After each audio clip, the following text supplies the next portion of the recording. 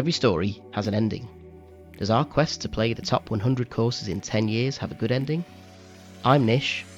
I'm Chris. I'm Jim. And we're here to guide you through this golfing journey. This is the Top 110 Golf Podcast. Episode 12, The Winter. What good is warmth of summer without the cold of winter to give it sweetness? That's a quote by John Steinbeck. I've never heard of him, but I thought it was a good quote. No way. Do you know who John Steinbeck is? Of course I do. I've Grapes of Wrath. Literally just finished reading one of his books. Oh, Of Mice and Men. Oh, He used of to Mice be and in- Men. Yeah. All right. No, know who it is, but there you go. Should have recognised that then, shouldn't you, I suppose? But I was too busy laughing at your the fact that you on episode 12 and you still have to read from the script. For that intro. the intro, yeah, fair enough. Have you not got a tattoo yet, Nish? I should get us Oh. like a sleeve tattoo. Emma, cracking idea.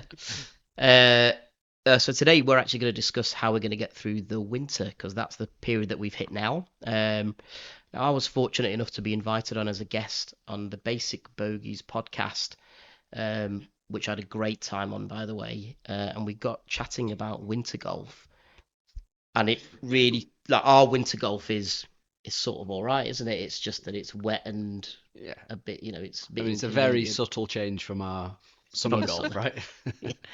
Well, I think slightly colder, you mean? There's a few less leaves on the trees, and that's about it, I think. Yeah, actually, that's what I said to the guys. I was like, we're really only dealing in a 10-degree temperature swing, so it doesn't really make much of a difference. But And less leaves in the trees obviously creates more opportunities to actually get through the bloody trees. that's true. From my That experience. is true. anyway. Yeah, never actually looked at it that way. Not- I was not- worried not about the aiming for the leaves on the trees, but, course, you know. but they basically, from now, which is right at the start of December, they're stopped now till April, which is madness. So if you're like a member of a club, that's nearly half the year is just gone. You can't ever play, and they just cannot get out. Course is closed. So it was interesting chatting to them about that, and I mean they're sort of like north of America, so it's like they get the full-on blizzards and everything like that. But yeah, I think I walked away from that chat and I had a bit of a renewed appreciation from the fact that we can actually play pretty much year round if we want to. So So I haven't got any more booked for now. well, we talked about this though, didn't we? Because we don't really Yeah. want to. I think it's just a mats, isn't it? For me, like Play off mats. playing off The a mats mat is a is big just, thing, it's not, I don't enjoy that at all. So I just think if you're Pay- playing a nice course, you want to go and enjoy it and feel the turf. Play 125 quid for the privilege of playing off a mat. Yeah. Seems a bit. Do that at the driving range. So anyway, so I thought we'd discuss what we're going to do for winter, just to sort of keep in shape. So a couple of weeks ago, we had myself and Chris had a bit of a chat about the challenge and how we're going to tackle the year ahead. So we've got 8 courses booked in for next year already, with the potential of maybe another 3 or 4 again. Definitely 2 more, I think, are going to add on to that. So that we'll definitely hit 10. But there could be another couple added on to that. But I'm trying to remember our chat now. How did it? I think there was a lot of scratching foreheads. I think at the time we were like, how are we Yeah, gonna I mean, do I think this? so. So we decided we were going to do Wales, didn't we? Wales, yeah, So that was one that was relatively easy, Yeah. and a couple of links courses that we weren't too bothered about playing on the shoulder kind of period. yeah. So we're playing them in March, It's aren't we? March, yeah. So we thought we'll do those. It's relatively cheap green fee. So we do Abu Dhabi and Royal St David's. Royal St David's, yeah. So they're all in Pembrokeshire. No, it's kind of a bit further north than that. So up kind of Cardigan. Yeah, you know where Bay way. Harlech Castle is? That's Okay, Harlech. right, yeah. So you got Abersock, you've got So Royal what's St that David's really is boring place Port called Merion. Crooketh. All right. Crooketh, Port Merion, Yeah. and then Harlex. And then it's just further round, the bit round corner. Oh, on so that. Royal St David's is actually not anywhere near St David's. No, No. absolutely okay. nowhere near St David's. Yeah, no, it's not. Yeah, I no, remember staying there in a caravan when I was about 10 enough. Yeah, I don't know. Okay. Yeah, yeah. Yeah, no, I think Is it's it, actually is it's that, also is it that called- memorable? I want to know about this caravan trip now. I feel like you're going to bring something out here, Jim. No, absolutely. No. All right. It's Okay. very windy. Fair enough. No repressed memories of that holiday. Not at all. Yeah, so I think we sort of, and also it gave us the opportunity to then go, well, we'll take the families over as well. Yep. But then I think managed to book a little place, haven't we, overlooking the 18th green of Abu Dhabi. a very nice place as well. Yeah. I know that Emma and Lucy were like, "Oh, it'd be great. We'd be able to see them play golf." I don't think you want to do that. Let's let the illusion live that we might be all right at golf still. I think that we sort of decided on that pretty quick then, didn't we? And then it was like, right, now what we're gonna do? Yeah. What are the next ones? So we've got a couple of irons in the fire, haven't we? So we're still in the midst of trying to organise and sort out a trip to Aberdeen. So we've got a friend up there who's got a couple of mates that play at Royal Aberdeen and Trump International. So yeah, we're going to try and get on there with a couple of members and then tag along Cruden Bay at the same time because that's in the same sort of area. So we've got a little trip to Aberdeen that we're thinking of doing in July time, I think, weren't we? You've got to do it in the summer, haven't you? Yeah, really? so we've got some dates together for that. So we're just in the midst of trying to get some tee times reserved for that. And no hint to the people involved here at all, but we're trying to get Glen Eagles confirmed. Hint, hint. But maybe this weekend is the time to just push that along a little bit. So you got the details. It'll happen. Contact details. Yeah, but it's one of these things now where I kind of don't want to push it to say you've not forgotten, get it booked in. You're not forgotten, get it booked in. To the point where they go, well, piss off, you're not playing now, sort of thing. So it's still enough separated. If it was an actual friend of mine, I'd be like, come on, get it sorted. But at the end of the day, if they don't, then we'll just name and shame them. I don't think that bothered, mate. That's the problem. So we got that, and then that's the 8, isn't it? Because it's 3, 2, 2. That's 7, isn't it? And then we've got Ganton, haven't we? So Ganton, we've got Ganton in for Mizuno pairs. When is that? Invitational swing. June as well. Yeah. June. I think. Is that a Friday or something? I think in June. That's on a Friday. Yeah. So that's the outlier, isn't it? That basically boxes off Yorkshire, Ganton. I think that doesn't have to go that side no, but Woodley. Well, then Woodley we're probably going to play next year with Matt and Paul. Yeah, so try and get that organised. And then West Lancs. So that's our 10 really. I think if we can get to 10 by July, August, that'd be 13 in a calendar year. That's pretty impressive. Yeah. Plus, you can always throw in a trip to Birkdale because I'm sure Dave will, if he wanted to, because you tend to do that for. I'd love to save that for when it's open year. I'd love to save that. At the moment, they're doing a bit of coursework as well, so they're right in the midst of phase 2 of the whatever improvements they're doing. So kind of let that bed in. I think you want to get the full experience. I mean, I'd love to play that when the stands are up. I mean, that'd be amazing, wouldn't it? Yeah, that'd be pretty cool. Again, hint. Then throw in Hillside then instead. So I think once it's fresh in the memory, you see. Yeah, we did that session. I think we made a load of notes, didn't we? And it was like, right, share the notes. I think that felt like if we could do a session like that, and I suppose it only took about half an hour. It was that half an hour when we planned out the entire year, basically, didn't we? Yeah.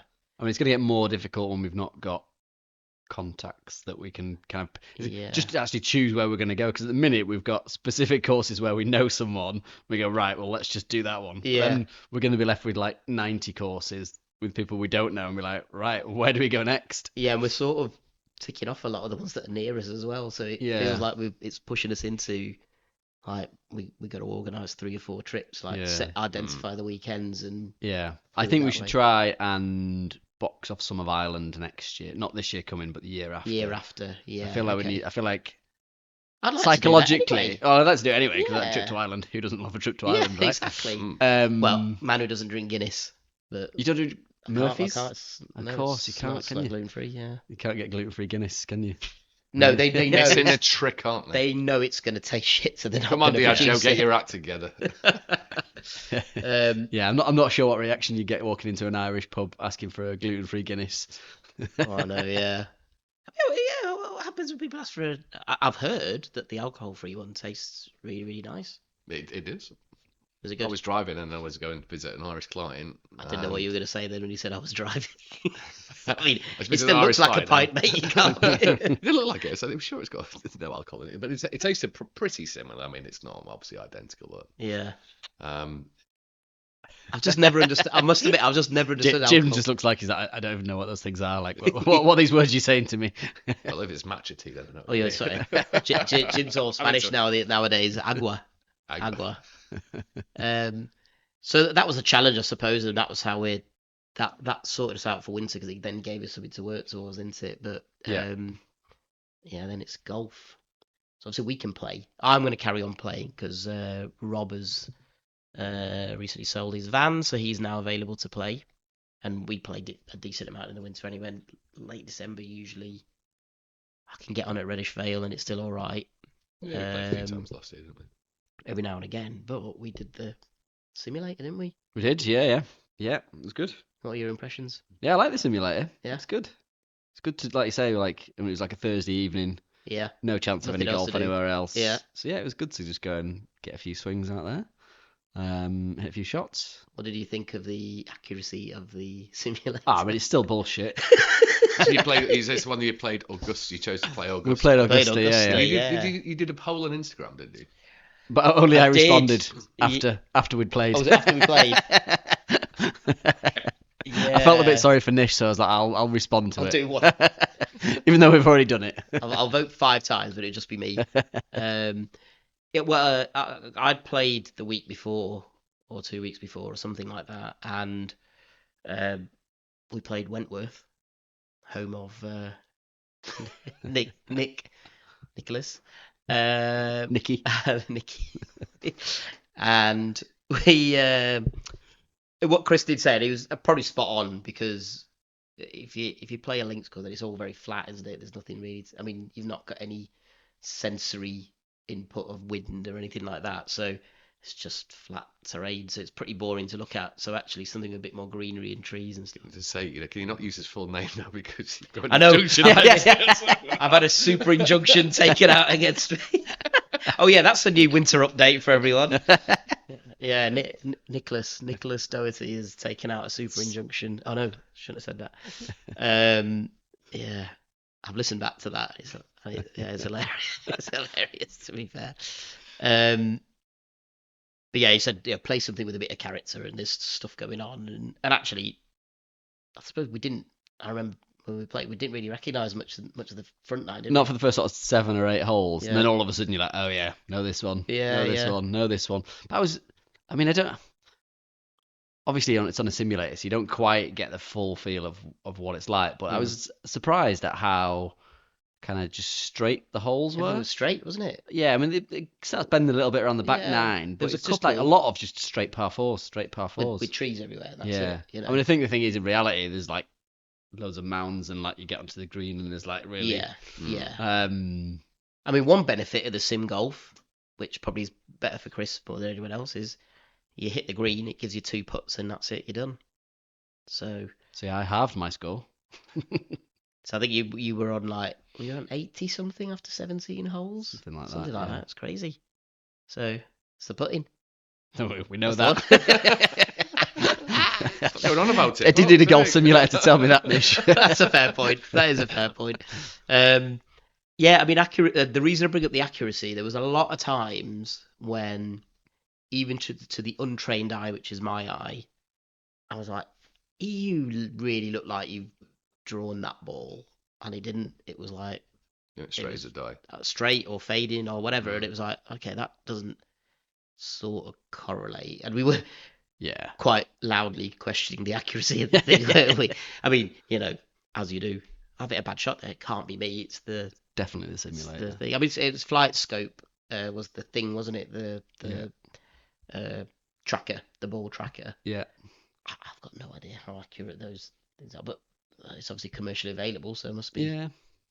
It always worked on the good shots. It just didn't on the bad exactly. shots. Yeah. So I mean, like really 70% of the time it wasn't working. Like 30% of the time it worked fine. It was dead funny as well, because the guy had set the greens to be like ultra grippy sort of thing. I mean, like they're not. They're like glass, aren't they? When you see them, you barely touch it and it flies off. So we'd play like a chip, like try and do a bump and run or something like that, and it just hit the green and just stop. And you're like, oh, got a bit of mud. Oh no, I didn't actually, did I? Because that's a really you set the greens to maximum friction. So I suppose next time maybe we'll dial that down a little bit. Yeah, just a bit less glue on the green next time, please. Yeah. So it wasn't any use whatsoever in terms of letting you know. I mean, it's as close as we're going to get to playing Augusta Gym. So. Yeah, absolutely. Yeah. I mean, if anybody's on our Insta, they probably would have seen that there were a couple of occasions Chris was actually behind trees or in bushes and things. I mean, it's just, but you kind of think, Like, I'm not actually playing golf, so I don't need to be in the trees. Like, just why is the view just tree? Like, what? I don't know. It didn't really make any sense. But what I wanted to know was when you hit it. Obviously, you try and hit that in real life. Yeah, You yeah. just don't know where it's going to go. Did it replicate that? We don't know, do we? Did it? I mean, I was certainly hitting a shot like I was playing out the woods, but yeah, just thinking it. Actually, like, you could have just get the driver out back and foot give it a whack just, again. give it a Get a little few smash. leaves from the car park and a few twigs and just- whatnot, just to We kind should of make do it that. look a little bit Take more that with us next time. authentic. Just Maybe- come back looking like Stig of the Dump. Let's play a links course, and we'll take a big fan with us so we can replicate some wind, just the feel of it all. Or we could just like put it in a equal and opposing position and just have no wind, just offset the wind with. Offset the wind completely. Yeah, yeah. No, I think it was as it was with the first time that I played as well. It's good to be able to swing, isn't it? Yeah, it's nice to just like it's like go to the range and you just whack a lot of balls. You don't really like. You're aiming for something. Yeah, there's no kind of challenge in it, but it's quite nice to play a little course and like, working out distances and all that kind of stuff. But I suppose you're doing all your exercises after your session with Danica. So that's it. All your stretches and whatnot. So do you do that all before? I did a little bit. I had to jog because I left the driver in the car, so I had to go jog and do that. And that's probably why we couldn't finish the last hole. It was really annoying. This cost us a hole. Yeah, I was. So is that not the fact that we've alluded to it in the past that you take too long lining up your shots? Sorry, you take a long time lining up your shots. Yeah, I mean, we should have been able to finish that in 2 hours, really, shouldn't we? With no we walking didn't have in to between. walk anywhere and not have to bother putting or anything like that. But yeah, it was a bit of getting used to the system, I suppose. As well. We were fanning around quite a lot, weren't we? To be fair. Yeah, we're filming. We're doing the whole like filming shots and all that sort of stuff as well. So, but I was looking at my swing. Is that permitted? Well, I was looking at my swing, and I must admit, I was like, "That's not looking too bad. Like, it's not. It wasn't in bad shape. I mean, you wouldn't tell from the way I was hitting more it." Chris's swing, were you looking at a different video? What's it called? Confirmation bias. That is a good swing, isn't it? Well, actually, funnily enough, so I put a poll on TikTok to say this swing's looking all right, isn't it? So I put it out at 10:30 or whatever it was at night. I got 27 votes. All for no. No, it was 2/3 no and 1/3 yes. So thank you to all the people who said yes. Okay. Yeah, it kind of it shot like yes shot into a lead. It was like 5-0 up, and then suddenly it started going do do do do do do do all no's. Were you the first 5 votes? Yeah, I must have been the first. Yeah, just sorry, Emma. I was in the 22. So. Emma, please vote for me. But yeah, so yeah, overall good. I was happy with that. Yeah, it was fun. Yeah. Do it again, definitely. Keeping your golf in check over the winter.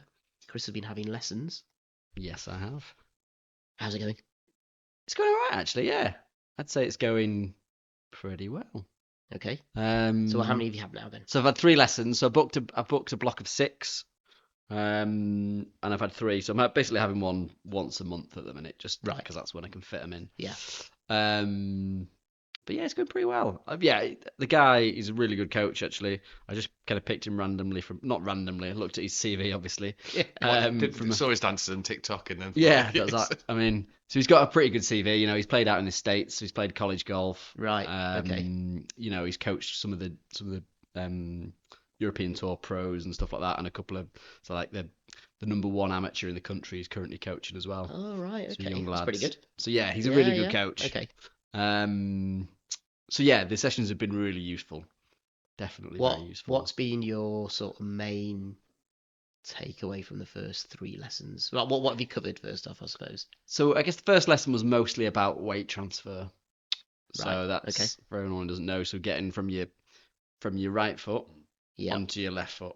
Yeah. And ultimately, I wasn't getting that weight transfer across. Right. So my weight was staying on. Did he pick that up quite quick as well? Yeah, that was within about 5 swings. Yeah. Right. Okay. And it's something that I've always been guilty of. Right. Is just then using my arms. So I've got pretty good hand-to-eye coordination. Yeah. So I can get my hands through at a good rate of knots and time it well to kind of hit the ball. So 4 out of 10 times I'm probably going to get a decent shot. Which is probably where you're at. Exactly. But then the other 6 times you're going to get 1 left, you're going to get 1 right, you're going to get 1 that's going fucking backwards.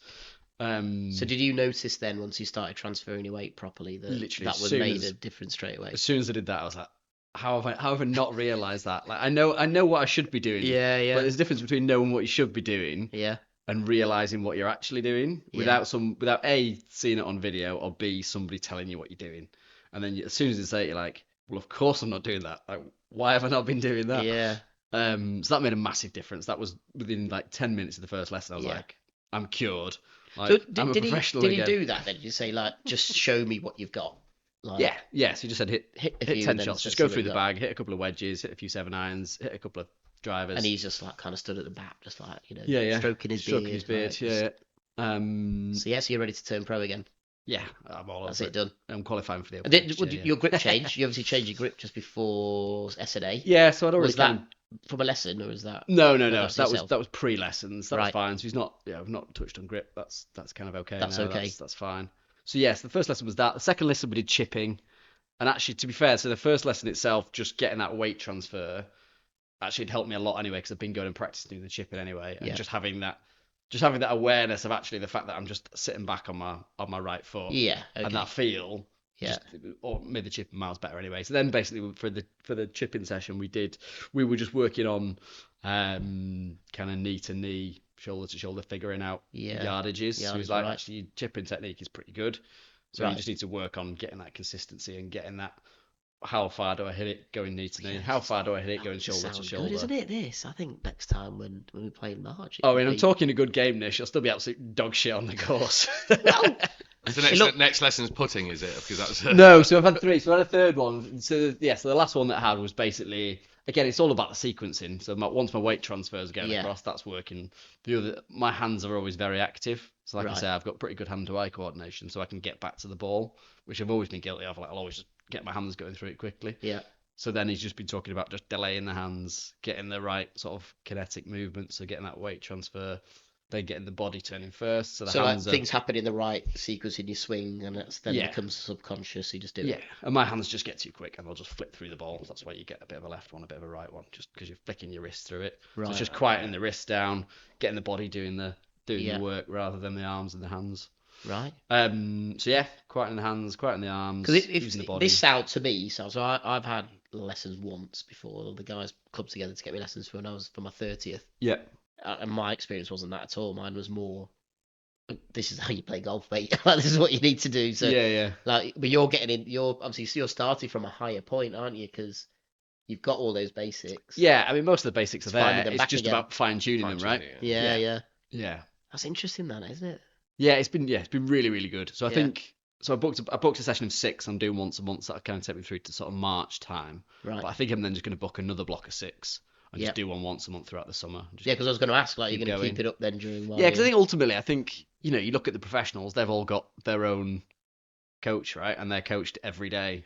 Like, people, you don't just get good at golf and then you just forever good at golf, right? Yeah. You've got to keep working at it, and you've got to have something or someone giving you some guidance on where you need to make improvements, and because ultimately you'll get a feel for your swing, and then you won't play for a couple of weeks. You go back and that feel will be completely different, and you might then start trying to counteract those movements and do something else that doesn't feel quite right. Putting your own logic to it. So you need that kind of constant repetition and that constant kind of coaching ultimately. Yeah, it's like Novak Djokovic in tennis. He's got Andy Murray now. Yeah. I mean, that's a weird. Yeah, it's an odd one, isn't it? That. I mean, going back to coach one of your biggest rivals. Well, they're good mates, though, aren't they? From younger days. They all were. The 4 of them were all had a lot of like respect. them and Rafa and stuff. I think they were good mates, weren't they? Yeah. It just feels. I mean, I just think you should try and give Emma Raducanu a. That's what I assumed that would have been the logical step, like one of the Brits that's up and coming. Yeah, what's his name? Jack Draper. Yeah. Like, start coaching him, because I think it's his first foray into it. So I mean, I'm sure Novak doesn't need a huge amount. Yeah, that's true. That's a fair point. You cut your teeth a bit better, can't you? I think Emma and Jack are very much their first name terms, is it? The physicality as well is also changing. They're quite young, so they're sort of kind of growing into their own bodies, and they're starting to broaden out, fill out, because they're. We talk about tennis, but also there's a bigger chance of failure, right? And if you fail, it's a bit like being a Man United coach at the minute. Like, you're going to go in there, you're probably going to fail. All right, thanks and for it's going to have a big knock-on impact on the rest of your career, right? 4-0 will they won on Sunday. Just gotten over that. Yeah, absolutely. I just couldn't care less. PTSD. Being an Everton fan. Yes, it was. I suppose, but the official press release said something like, because Andy Murray's such a student of the game and understands tactics quite well, that I think that's what they're expecting to glean from him more than anything else. It was quite funny watching the Grand Prix at the weekend when Novak was in. He was in Mercedes garage with George Russell, and so he's posting a picture of them all. And Andy Murray's like, "Where? You should be in the fucking training court." Oh, did he say the that? Practice court, yeah. That's quite funny. He's a funny guy, isn't he? I love him. He I really like him. Got a lot of time for him. Is that the couple of documentaries he had? He was really, really good in them. Yeah, I think he comes across really well. In later life, I think his first few years of lack of media training didn't help him. I think so. Well, he got stung by that whole thing where I think they asked him about whether England were going to do all right in the tournament. And he was like, I don't care, and they slaughtered him, didn't they? And he went, that's it. I'm not going to talk now. Yeah, he's also a pretty good golfer though. He's basically said now he's finished playing tennis that he's taken up playing golf. Gareth Bale, Andy Murray. I mean, what are they doing? They're muscling in on our territory. Well, I think they played together, didn't they, in the BMW Championship? They're right. Bale and Murray, I think. Not happy about all of this. If they're going into golf coaching, then maybe. Apparently, no. That's a decent golf. That Netflix series might get made in the end. Absolutely. Yeah, I've heard Djokovic and Nadal are decent golfers as well. Have you seen Nadal's golf swing? It is. Is it terrible? Fucking atrocious. Is it? Like, it's basically a tennis swing, but he plays off like 2 or something. Well, fair enough, I suppose. Yeah, if you can. Yeah. Yeah, actually, he's a bit too muscly and stuff, isn't he? I mean, it looks just looks awkward. Does he like pick his bum and stuff like that? Just does his pre-shot routine? Yeah. I mean, imagine that. He'll have all like the water bottles all set up and facing the right way before he goes to play. It's like, Rafa, it's a good job you hit it 400 yards, because otherwise. Okay, good. I think that's a good check. Have you got any expectations then from your proper first round, which is probably going to be at Royal St David's? What do you think? Don't know. I mean, I think it's one thing doing the practice and doing the reps and getting the coaching, but you still need time out on the course. So I think I'm going to join Reddish. I'm going to join Reddish sort of early next year as an associate member and just try and play once a fortnight, whatever. Just be out on the course a little bit and just be out and playing golf holes and scoring a little bit as well, because you need that as well. You can't just bash your balls on the range. Which is what I mean, it's that range that we go to, the Adlington one, is quite good because you got a grass section, but I suppose at the minute that's closed. Yeah, that's all closed. So yeah, you're not really picking that up, are you now? So okay, so no real set expectation. I have. I mean, I'm expecting it to do well. My expectation is that I will be better and more consistent. I'm not sure about what the score is. I'm expecting you certainly tee to green. I'm expecting you to go back to Moortown level, where you were hitting it really well. It was going, roughly where you wanted it to go. Yeah. I mean, I think you'll probably see a bit of an improvement on that, hopefully. Yeah. Consistent and a better strike. Yeah, and I think if you do that, I think then, and you're not then worried about that, I think then you can just concentrate on, right, what am I doing for the short stuff? Yeah. Right, nice. You might be threatening the scorers then. Maybe we're a little way off that, but maybe you never know, do you? We'll see. You never know. You might start off really well. Right, great. I think that was a good little catch up of our winter plans. Can I just ask a question? Oh. Why are you sat there now? I just wanted a bit of a change of scene, I just thought you kind of blending into framed that, like, by the Christmas tree and Where's your golf clubs today? I've not brought them down. Yeah, they're still locked away for the winter.